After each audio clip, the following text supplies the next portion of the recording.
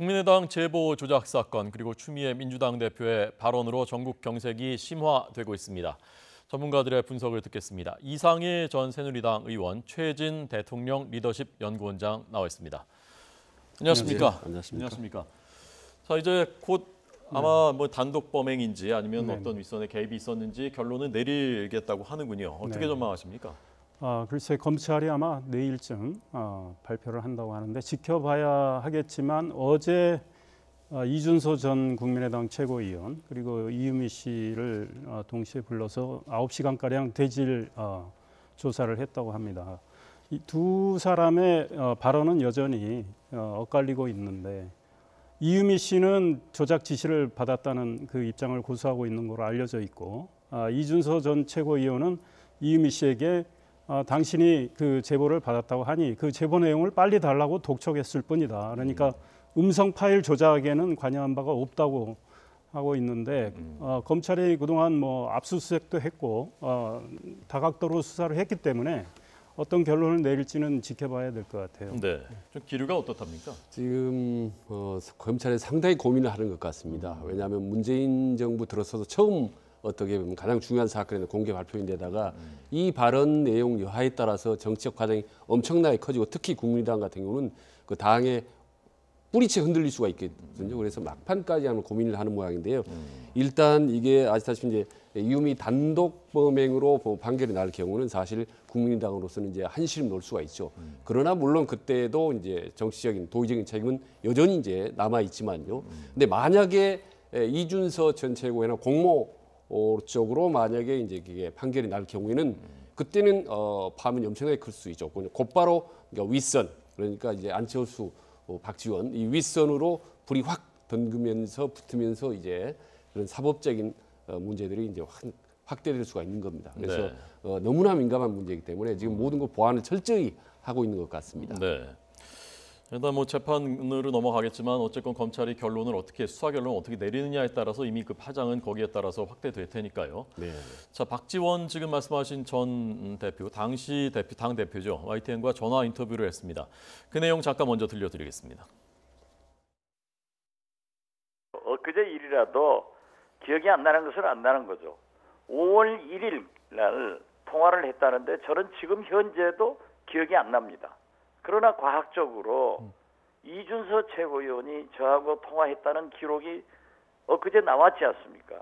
제 기억은 없지만은 36초간 기록이 나와 있고 이준서 최고위원도 제3차 조사에서 저와 통화를 해서 문자를 보냈으니까 한번 보십시오.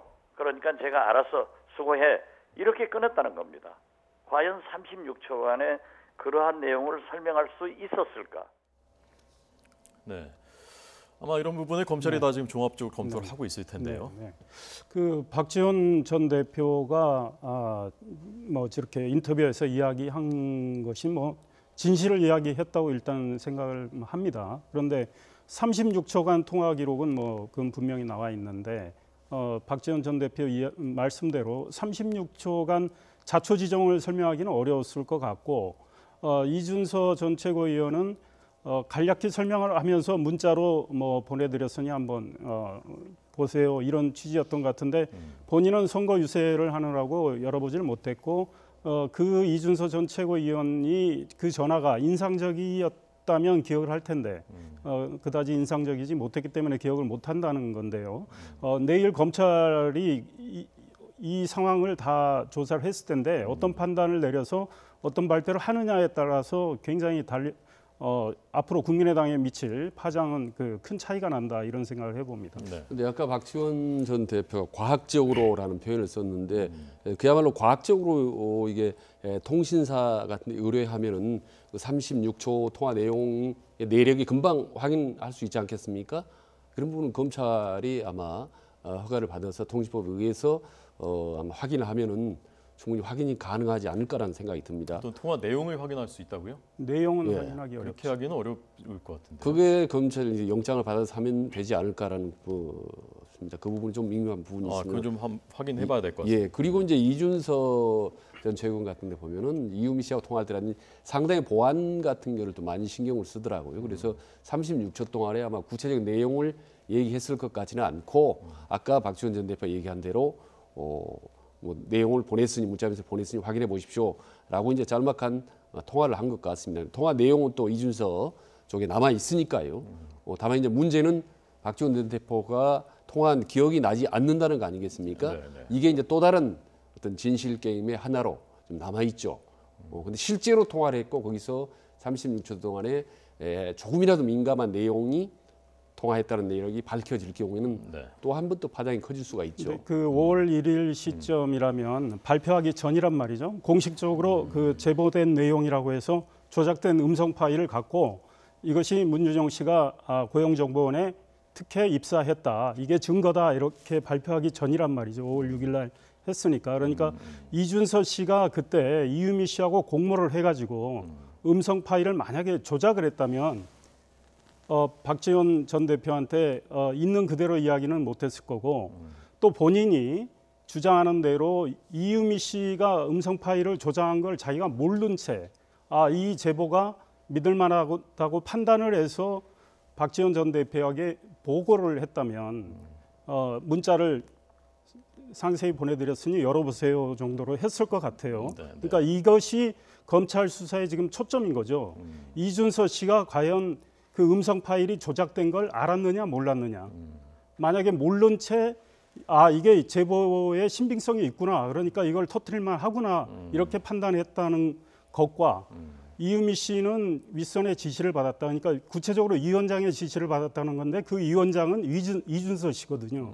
2030 희망위원장이었기 때문에 그러니까 이준서하고 공모를 했다고 이유미 씨는 지금 주장하고 있는데 그게 사실이라면 이거는 국민의당은 심각한 타격을 받는 거죠. 네. 이준서 윗선은 뭐 상관이 있는지는 없는지는 몰라도 적어도 전직 최고위원이 관여를 했기 때문에 그래서 그건 내일 검찰 발표를 지켜봐야 될 것 그러니까 같아요. 방금 말씀 종합해보면 이제 결국 안철수, 박지원 두 사람과 이준서의 어떤 커넥션이 사실 무근이냐 아닌 사실이냐는 결국은 다시 원점으로 돌아가서 이준서와 어떤 이유미의 통화 내용이죠. 그런데 그 중에 이제 핵심 중에 하나가 이유미는 무서워서 그만두자 뭐 이런 식의 발언을 했다는 거 아니겠습니까? 근데 이걸 이준서가 얘기하기를 이건 통상적으로 한 얘기다라는 거고 이유미 쪽에서는 지시를 했기 때문에 이제 더 이상 이걸 조작하는 게 겁난다. 여기서 멈추자라는 식으로 이제 해명을 하고 있는 거죠. 그 점에서 팽팽히 갈라지고 있는 이 부분의 판단을 검찰이 어떻게 하느냐에 따라서 네. 그야말로 뿌리가 밝혀지면 이제 완전히 머리에 이제 몸통 머리까지 그 여부가 별거 아니었다라든지 아니 이거 분명히 엄청난 사건이 있었다라는 것이 판단이 나르는 거죠. 네. 자, 검찰은 어느 쪽으로 대략 어떤 그 뭐랄까요 방향을 잡고 있는 것일까요? 아마 곧 윤곽이 드러날 것 같습니다. 두 분이 다 기자 출신이시라서 그런지 마치 제가 취재 보고를 두 분한테 듣는 기분입니다. 자, 어쨌건 정치적인 아까 책임 말씀하셨는데 법적인 책임은 어쨌건 검찰 그다음에 재판까지 가야 되겠지만 그 부분에 대한 이상돈 그 국민의당 최고위원이죠, 그 의원이죠, 들어보겠습니다. 우리 당내 진상위원회가 이준서 전 최고위원에 대해서는 좀 지나치게 좀 성급한 결론을 내리지 않았나 이런 느낌을 받게 되죠. 그러니까 좀 검찰이 수사를 시작하면은 당내 진상조사위원회가 어떤 결론 내리는 것은 한계가 있습니다.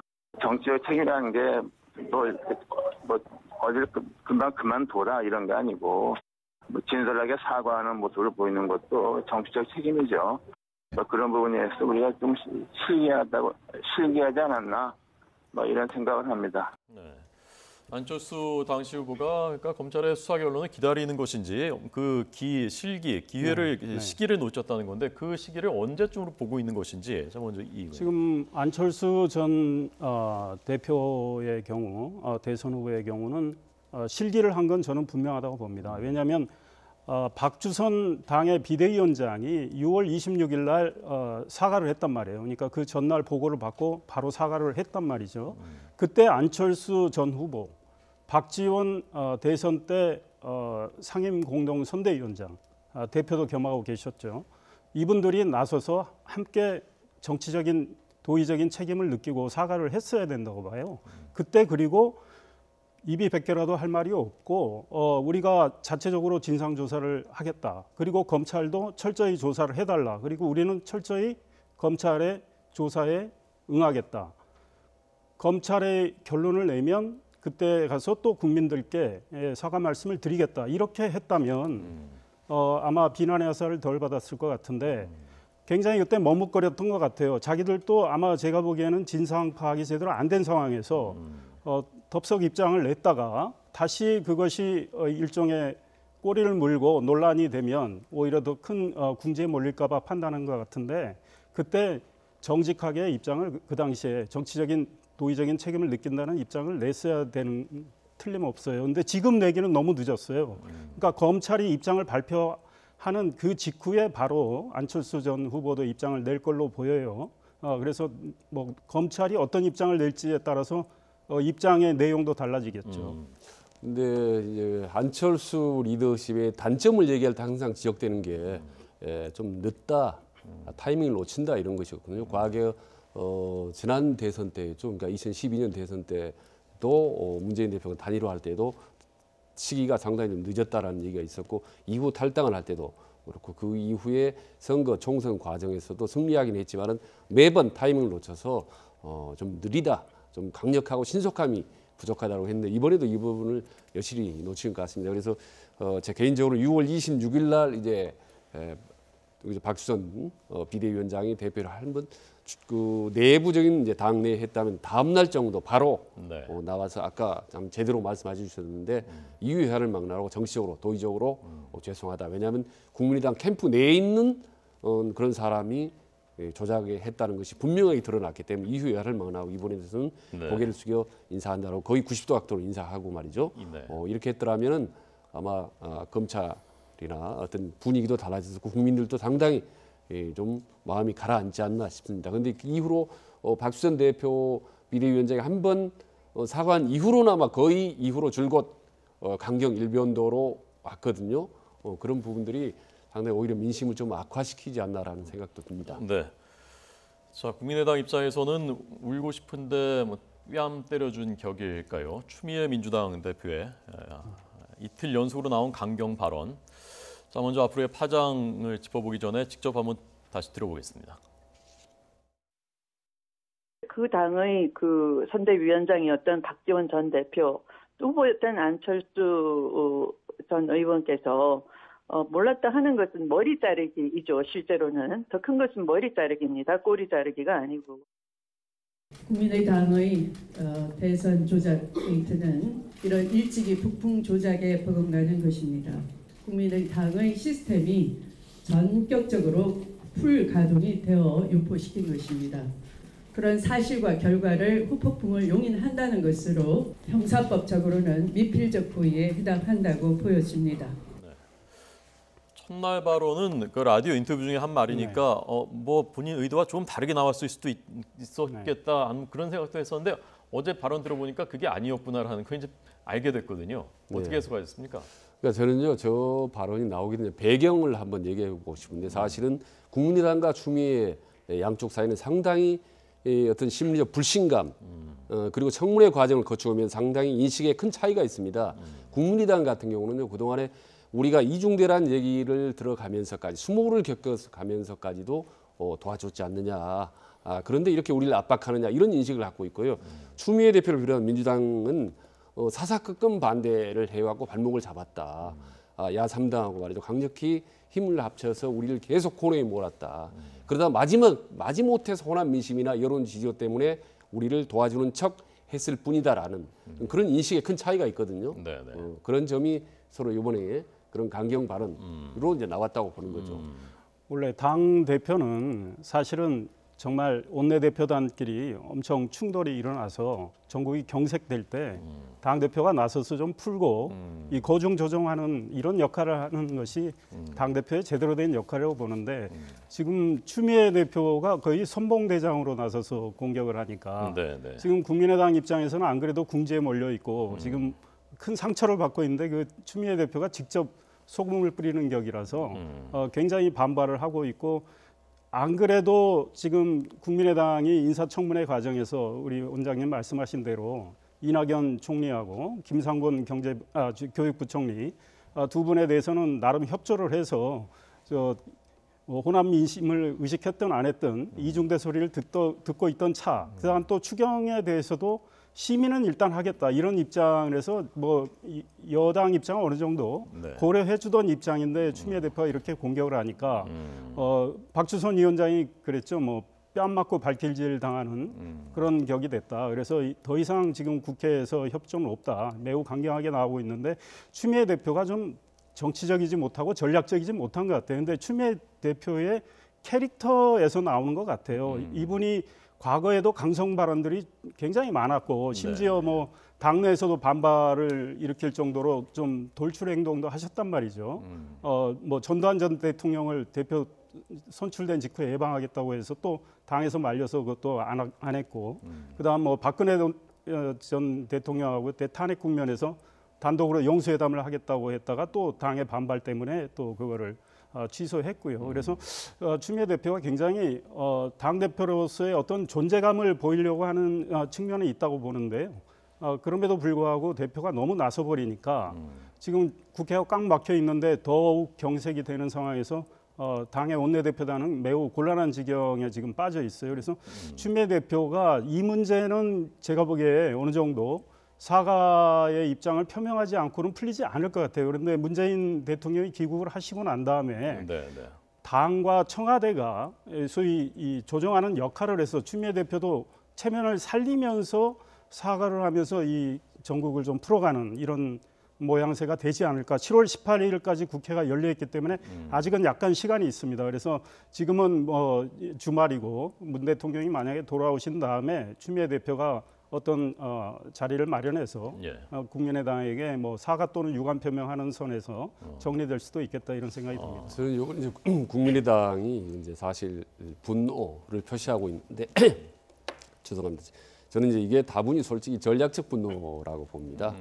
국면을 전환할 필요성이 절실하던 차에 사실 좋은 거리 하나를 잡은 거거든요. 이 거리를 갖고 초강경으로 지금 밀어붙이고 있지 않습니까? 사과 정도가 아니라 당 대표 한때는 또 정계 은퇴까지 요구를 했는데 저는 이 시점에서 상당히 정치 공학적인 말씀을 한번 드리고 싶은데 이 국민의당 초강경에 대한 손익 계산서를 한번 따져볼 필요가 있다. 이 시점에서 국민의당은 그래서 제가 만약 국민의당의 핵심 참모를 한다면 그런 한번 그 전략적인 어떤 계산서를 드리고 싶어요.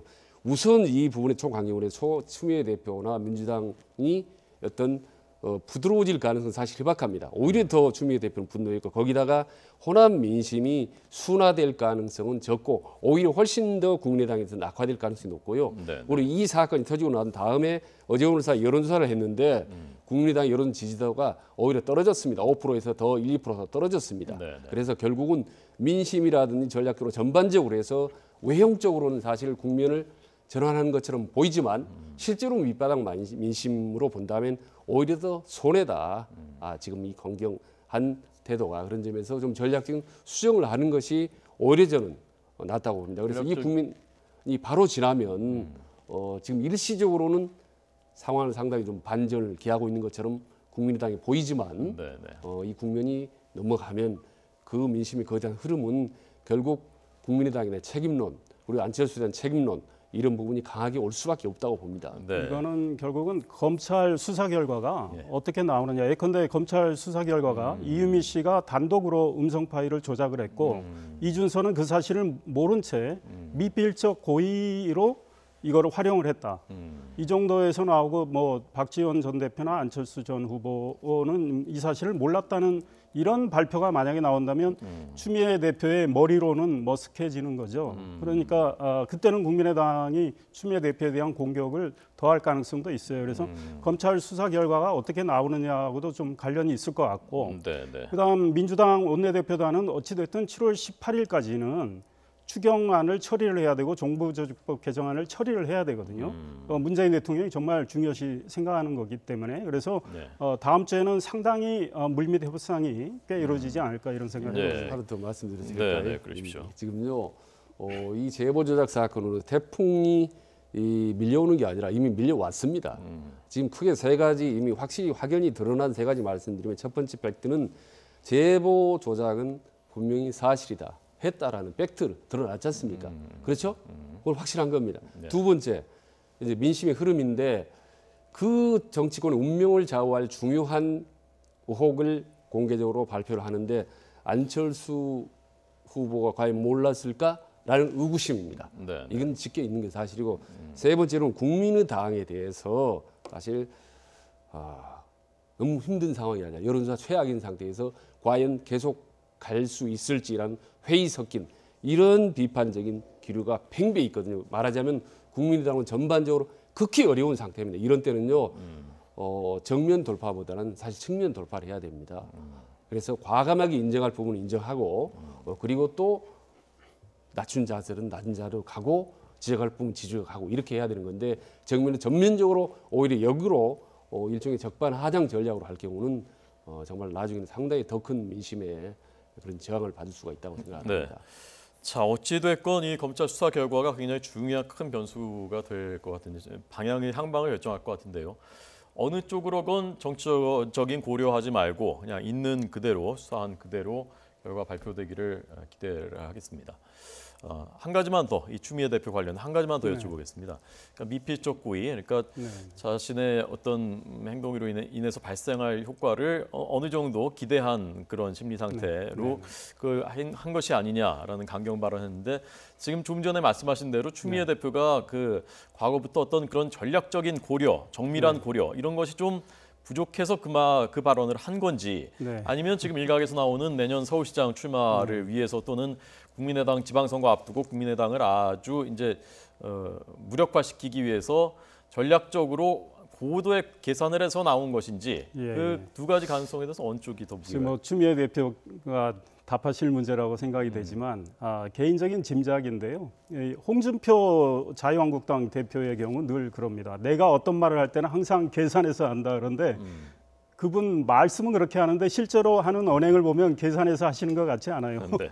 때와 장소에 따라서 자꾸 달라지니까. 네. 근데 추미애 대표는 제가 아까 그 성격상 또 캐릭터상 이런 말씀을 드렸는데 상당히 좀 강성인 그런 캐릭터를 갖고 계세요. 그런데 처음에 우리 앵커께서도 말씀하신 대로 라디오 인터뷰에서 머리 자르기라는 말을 했을 때는 그 역풍이 그렇게 세게 부르리라고 그러면 생각을 못하고 아마 본인 생각대로 나왔던 것 같아요. 그런데 국민의당이 그날 국회 보이콧을 하면서 강하게 반발을 하니까 다음 날 추미애 대표가 이 말씀하는 자리에서 많은 언론인들 또 당내에서도 추미애 대표가 좀 유감 표명 정도는 하지 않겠느냐 이런 예상을 했는데 오히려 더 강하게 나왔단 말이죠. 미필적 고의론을 들고 나왔어요. 그거는 추미애 대표는 그때부터는 계산이 된 거죠. 왜냐하면 본인의 말로서 국민의당이 강하게 반발하고 역풍이 부는데 당내에서도 이 추미애 대표 이거 머리 아프다 이렇게까지 나오는 상황에서 본인이 고개를 숙이고 사과를 한다 그러면 추미애 대표는 앞으로 자신의 실언을 인정한 셈이 되고 자신의 어떤 정치적 존재감은 계속 줄어들게 돼요. 그래서 추미애 대표는 더욱 강하게 나갔고 차제에 우리 원장님 말씀하신 대로 국민의당은 어찌됐든 이 음성이 이 파일이 조작된 그걸 가지고 선거에 활용했던 거는 그건 틀림없는 사실이고 또 코너에 몰려 있기 때문에 차제에 국민의당을 좀 더 코너로 몰아서 아예 녹다운 시켜버리자 이런 생각을 했고 본인은 또 본인대로 내년에 서울시장 선거에 관심이 있다는 거 아니겠습니까? 그래서 문재인 대통령 지지층, 강한 지지층한테 상당히 응원을 받고 있는 상황, 이것도 좀 활용을 해보자 해서 그 이후부터 행동은 계산됐다고 봐요. 그러나 처음에 머리 자르기라는 사실 그 표현은 좀 쓰기 어려운 표현인데 그 표현을 썼을 때는 본인의 어떤 성격에서 우발적으로 저는 나왔다 이런 생각을 해봅니다. 네, 자 원장님께는 이제 시간이 얼마 남지 않았는데요. 지금 이제 홍준표 대표 얘기가 나왔으니까 지금 처음에 이제 그 드라이브를 강하게 걸고 있습니다. 본인 사람들이 요직에 심고 홍준표 대표의 지금 초기 당대표 취임 초기 행보에 대해서 어떻게 평가하시는지 마지막으로 듣겠습니다.